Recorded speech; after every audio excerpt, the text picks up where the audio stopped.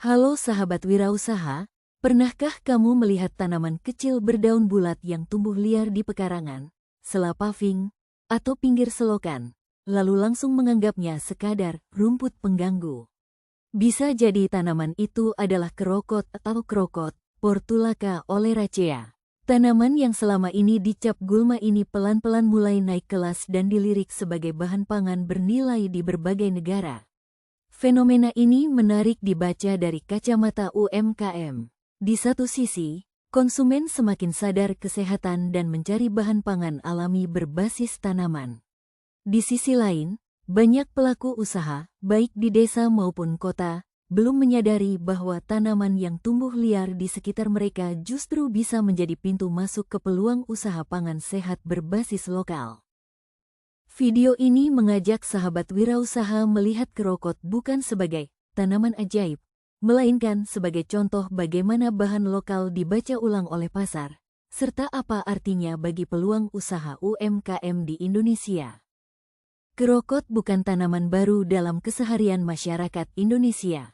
Ia tumbuh hampir di semua jenis tanah, mudah hidup di iklim tropis, dan dalam praktik tradisional kerap dimanfaatkan sebagai sayuran atau campuran jamu. Namun karena tumbuh tanpa dibudidayakan secara serius, kerokot lama tidak diposisikan sebagai komoditas bernilai ekonomi. Perubahan mulai terlihat ketika tren pangan sehat dan plant-based menguat. Sejumlah media menyoroti kerokot sebagai sayuran bernutrisi yang dihargai di pasar tertentu, bahkan mulai masuk ke restoran dan pasar organik di Eropa. Bukan karena kerokot tiba-tiba berubah, melainkan karena cara pasar memandang pangan lokal ikut berubah. Kerokot dianggap bernutrisi, superfood sebagai bahasa pasar.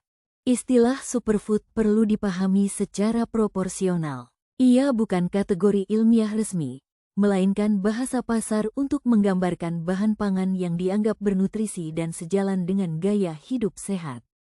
Agar tidak berhenti di narasi, katanya superfood, pelaku UMKM perlu memahami alasan rasional kenapa kerokot mulai dilirik pasar kesehatan. Bukan untuk menjual klaim berlebihan, tetapi untuk membangun cerita produk yang masuk akal dan bisa dipertanggungjawabkan. Berbagai tulisan populer dan kajian akademik mencatat bahwa kerokot termasuk tanaman dengan kandungan gizi nabati yang cukup lengkap. Tanaman ini dikenal mengandung asam lemak omega-3 nabati yang relatif jarang ditemukan pada sayuran hijau, serta vitamin seperti A, C, dan E, dan sejumlah mineral yang dibutuhkan tubuh dalam pola makan seimbang. Kandungan inilah yang membuat kerokot menarik bagi konsumen yang mulai menggeser pola makannya ke arah plant-based dan clean eating.